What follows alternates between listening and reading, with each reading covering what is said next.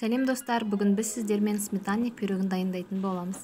Дәмі чизкейкке өте қатты ұқсайды, сіздер де жасап көріңіздер. Дәмі керемет.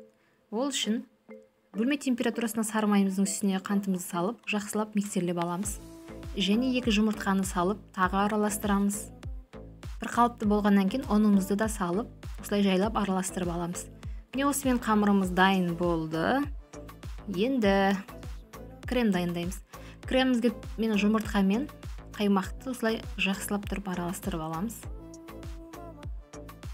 Жақсылап араласқаннан кейін формамызды алып, қамырымызды 2-ге бөліп, форманың ішіне жайып аламыз. Қалған қамырымызды осылай жандарына жайып, біркелкі етіп төсейміз.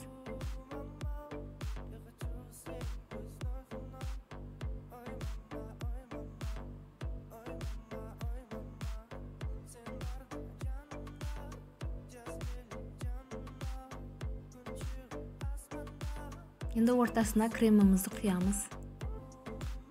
180 градусқа 30 минутқа пісіріп аламыз. Міне біздің пирогымыз дайын болды. Қалыптан бірден алсаңыздар, сынып кетуі мүмкін. Сәл суытып алғандарыңыз дұрыс. Міне менде осындай керемет пирог шықты. Сіздер де жасап көріңіздер, дәмі ерекше, тіл үйренеді. Ас болсын.